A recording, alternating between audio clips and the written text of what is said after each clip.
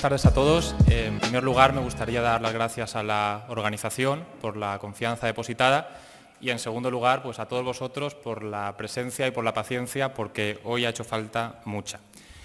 Creo que hay veces en las que hay que hablar con contundencia y sin medias tintas, y solamente puedo calificar lo que ha pasado hoy y lo que sigue pasando fuera como una auténtica vergüenza. Y si estuviesen aquí para escucharme, cosa que no les interesa, les diría solamente una cosa: no alcéis vuestra voz, mejorad vuestros argumentos. Pero bueno, voy a empezar contándoos a todos una pequeña historia. En 1599 la gente creía saber que la Tierra era el centro del universo, que el Sol giraba alrededor de la Tierra y que el universo era pequeño y hecho para nosotros. Sin embargo, había una persona que veía el cosmos de una forma totalmente distinta, y esta persona era Giordano Bruno. Frente a lo anterior, Bruno sostenía, en primer lugar, que la Tierra no era el centro del universo, en segundo lugar, que la Tierra giraba alrededor del Sol y no al revés, y en tercer lugar, que el universo era infinito. Y esto, efectivamente tenía sentido para una persona religiosa como lo era él. A fin de cuentas, si el Dios al que él adoraba era un ser infinito, el universo que hubiera creado también tenía que ser infinito. Entonces, convencido de que esta idea iba a encantar a los religiosos del momento, se lanzó a difundirla por toda Europa. Sin embargo, las consecuencias no fueron las que él esperaba. Así, en primer lugar, la Iglesia Católica Romana lo excomulgó, en segundo lugar, los calvinistas lo expulsaron de Suiza y, en tercer lugar, los luteranos lo expulsaron de Alemania. Y es que en esta época expresar una idea que no se ajustase a las creencias tradicionales era peligrosísimo. Y efectivamente, al final, estos peligros se hicieron realidad. Así, la Inquisición encerró a Giordano Bruno, lo torturó y lo terminó asesinando. En concreto, el 17 de febrero de 1600, Giordano Bruno fue quemado en la hoguera. Y además cuentan que mientras ardía todavía tuvo fuerzas para apartar la cara a fin de que no se le acercase un crucifijo que pretendían ponerle encima. Esta persona fue asesinada por lo que hoy en día llamaríamos ejercer la libertad de expresión. Y podríais pensar todos vosotros que, esto pasaba en 1600, pero hoy en día no, porque la libertad de expresión existe. ¿O no? Varios ejemplos. En 2018, por ejercer la libertad de prensa, 80 periodistas fueron asesinados, 348 periodistas fueron encarcelados y 60 periodistas fueron secuestrados. El mes pasado, sin ir más lejos, a mí mismo YouTube me desmonetizó un vídeo que se llamaba «Ser hombre no es delito por contenido inapropiado». O la semana pasada, Facebook e Instagram expulsaron a Milo Yiannopoulos, Paul Joseph Watson o Alex Jones, activistas de derecha, se supone, en Estados Unidos, por ser peligrosos fascistas. Y hoy, sin ir más lejos, ya habéis visto lo que acaba de pasar. Y estos son solamente algunos ejemplos. Pero vamos a ir al grano ya. ¿Qué es esto de la libertad de expresión? Pues muy a grandes rasgos, la libertad de expresión podría definirse como el derecho o la libertad a expresar ideas sin que por ello uno se vea censurado, haya represalias o haya sanciones. ¿Y por qué es importante la libertad de expresión? Pues fundamentalmente por dos motivos. En primer lugar, la libertad de expresión es importante desde un punto de vista individual, porque permite a los individuos desarrollarse. Y vamos a explicar esto un poco mejor. Y para ello me voy a remitir a Jordan Peterson. La primera forma de mejorar nuestras ideas es pensando. ¿Y qué tenemos que hacer en este caso? Pues, por así decirlo, tenemos que, dentro de nuestra cabeza, montar un debate imaginario entre nuestra postura y la postura contraria. Y ambas tienen que estar igual de bien construidas. Lo que no vale es que la nuestra sea inteligentísima y que la otra sea un hombre de paja. Tras esta discusión imaginaria, vamos a ver cuáles son las lagunas que tiene nuestra postura y, si somos listos, vamos a corregirlas. ¿Cuál es el problema? Pues que hacer esto por uno mismo es dificilísimo y requiere un nivel de inteligencia y de elocuencia tremendos. Entonces, podemos acudir a la segunda forma de mejorar nuestras ideas, que es expresándolas a otra persona distinta a nosotros, para lo cual es necesario, efectivamente, la libertad de expresión. ¿Y qué tenemos que hacer en estos casos? Pues no tenemos que montar un debate imaginario dentro de nuestra cabeza, sino un debate real con una persona, preferiblemente, que piense distinto a nosotros. Tras esta discusión imaginaria, si somos listos, repito, vamos a ver cuáles son las lagunas que tiene nuestra postura y vamos a poder corregirlas. Por tanto, la libertad de expresión es necesaria para que podamos ser ignorantes y tengamos sesgos y seamos unos auténticos patanes y aún así podamos expresar lo que pensamos a otra persona que tengamos enfrente, que a su vez nos diga lo que piensa y nos pueda hacer reflexionar. Y es que este feedback es muy necesario, porque si no nos quedaríamos encerrados de por vida dentro de nuestros propios prejuicios. Escribió Ray Bradbury en Fahrenheit 461 lo siguiente: ya sé, teme cometer algún error, no tema, los errores pueden ser provechosos. Cuando yo era joven echaba mi ignorancia a la cara de la gente y la gente me apaleaba. Cuando llegué a los 40 ya había logrado afilar mi instrumento. Si oculta su ignorancia, nadie le pegará y no aprenderá nunca. Y en segundo lugar, la libertad de expresión también es importante desde un punto de vista social, no solamente individual, porque también permite a las sociedades desarrollarse. Y también vamos a desarrollar de forma muy breve esto. Las sociedades están compuestas por millones de individuos y a su vez cada uno de estos individuos tiene un punto de vista único, porque ha crecido en un entorno distinto que le ha hecho tener experiencias distintas. Es decir, porque somos nosotros y nuestra circunstancia, es bastante posible que el individuo que tengamos enfrente sepa algo que nosotros no. En conclusión, a la hora de solucionar los problemas sociales, lo que no tiene sentido es solamente tener una postura e imponerla por la fuerza. Es mucho más lógico e inteligente tener decenas de miles y que al final acabe triunfando la mejor. Y es que así es, por ejemplo, como funcionan las grandes empresas. A la hora de solucionar un problema empresarial, no se impone una solución por la fuerza, sino que se hace un brainstorming o una lluvia de ideas para al final acabar seleccionando la mejor. Y si las empresas, entes que buscan el lucro, funcionan de esta forma, no es por azar, sino porque creen que es el mejor método. Y si esto es bueno para una empresa, también lo debe ser para toda la sociedad. Pero bueno, la libertad de expresión, que yo considero importante, hoy en día está siendo atacada. Y lo está siendo fundamentalmente a través de dos formas. En primer lugar, a través de la manipulación del lenguaje y en segundo lugar, a través de la corrección política. Y voy a examinar cada uno de estos puntos de forma muy breve, señalando en qué consisten y por qué atacan la libertad de expresión. Vamos en primer lugar con la manipulación del lenguaje. ¿En qué consiste la manipulación del lenguaje? Bueno, voy a traer aquí algunas reflexiones de Juan Manuel de Prada. En primer lugar, consiste en querer prohibir algunas palabras. Por ejemplo, zorra, porque zorra en femenino tiene una connotación negativa y zorro en masculino tiene una connotación positiva. O coñazo, porque coñazo femenino supuestamente tiene una connotación negativa y cojonudo en masculino tiene una connotación positiva. ¿Y por qué me entra la risa con esto? Pues porque son incongruentes, porque por ejemplo mariposa en femenino tiene una connotación positiva y mariposón en masculino tiene una connotación negativa y aquí no se dice nada. O paloma, por ejemplo, en femenino tiene una connotación positiva y palomo en masculino tiene una connotación negativa y de nuevo aquí tampoco se dice nada. Y en segundo lugar, también consiste la manipulación del lenguaje en obligarnos a decir algunas palabras. Así, por ejemplo, el lenguaje inclusivo. Ya no se dice los ciudadanos y las ciudadanas, perdón, ya no se dice los ciudadanos, sino los ciudadanos y las ciudadanas. ¿Y por qué me entra la risa con esto?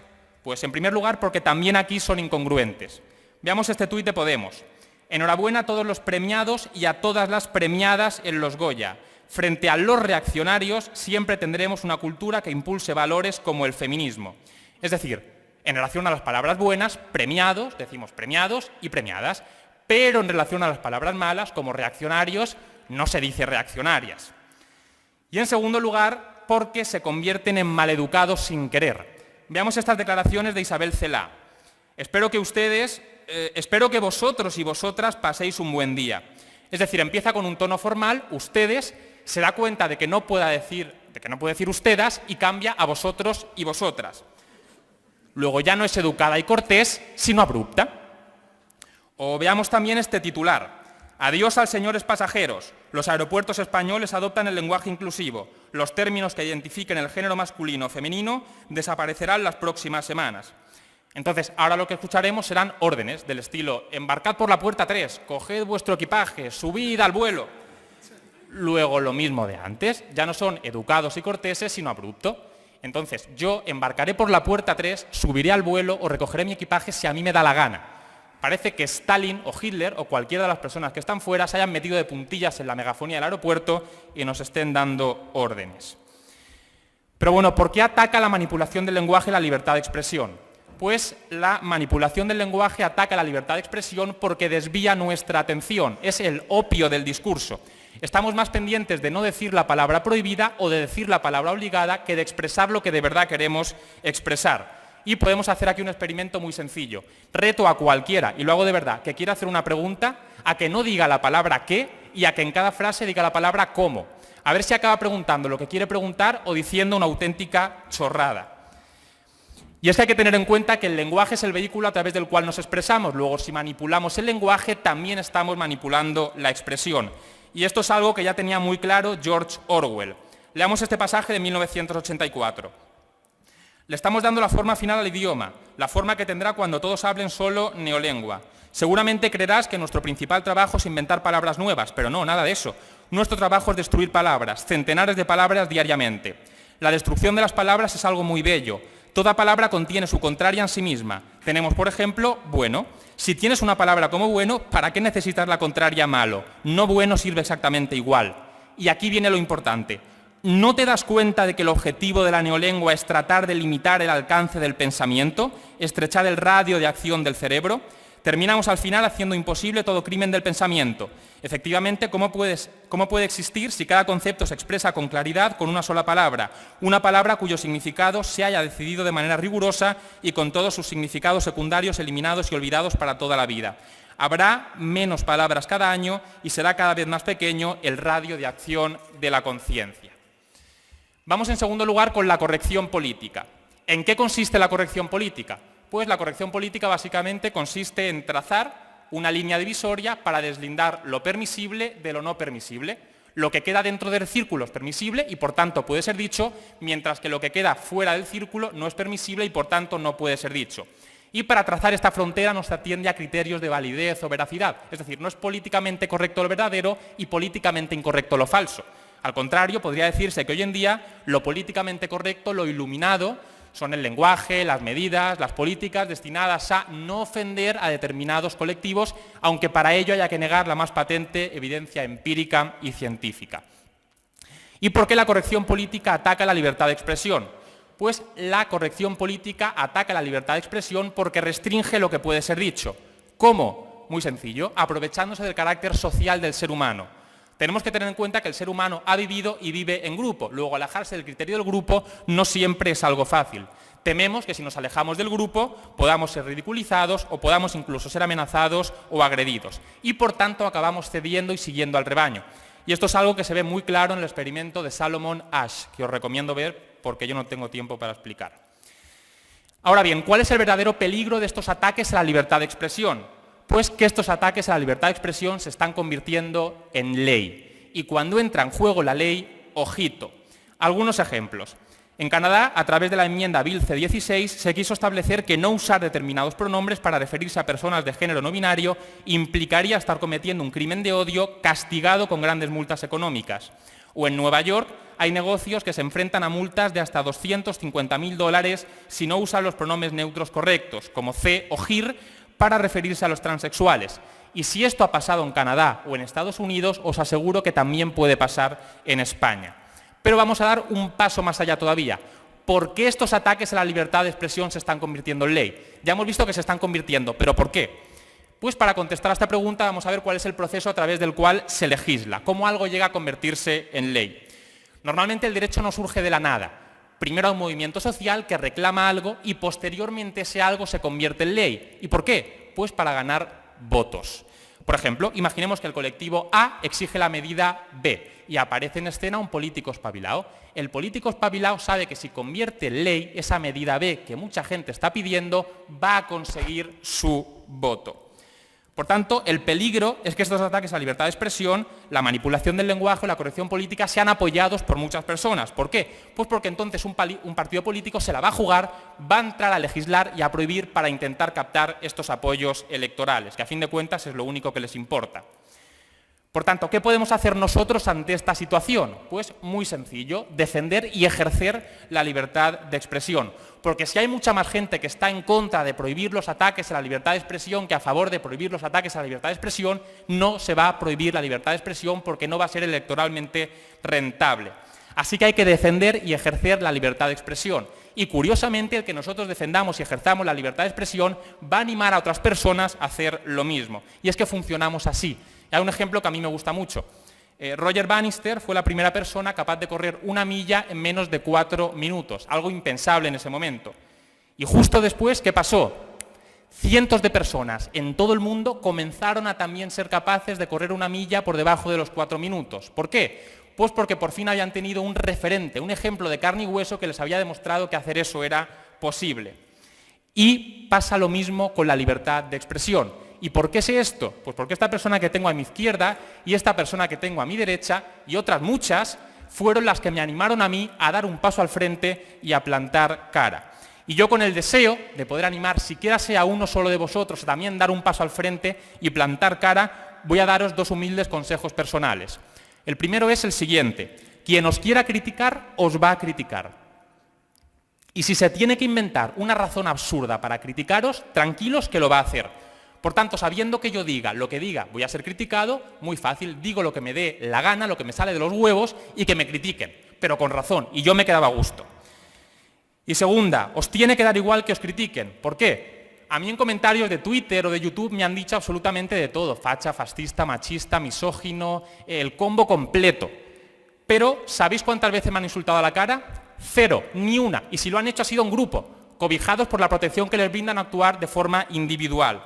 Por tanto, esta gente solamente es alguien o detrás de una pantalla o con 20 o más que les animan a hacer lo mismo. Que esta gente no se acobarde a no hablar, que no son absolutamente nadie. Pero bueno, aún así me podríais decir: yo quiero ejercer la libertad de expresión, pero es que es muy peligroso, es que no me animo. Pues os voy a contestar lo siguiente inspirándome en Jordan Peterson. Vais a pagar un precio por cada cosa que digáis y por cada cosa que no digáis. No podéis elegir no pagar un precio. Si habláis, vas a pagar un precio, esto es obvio, vais a pagar el precio de ser insultado y linchado y señalado. Esto es verdad, no os voy a mentir. Pero es que si no habláis, también vais a pagar un precio. Vais a pagar el precio de no saber defender vuestras ideas y aceptar acríticamente ideas de los demás con las que, además, no estáis de acuerdo. Y si hacéis esto año tras año tras año, vais a convertiros en personas resentidas, incapaces de defender su propia postura. En definitiva, concluyo diciéndose esto: no podéis elegir no tomar ningún veneno, solamente podéis elegir qué veneno tomar. Pero bueno, esto es una decisión vuestra y no mía, así que cada cual toma la decisión que crea conveniente. Muchas gracias.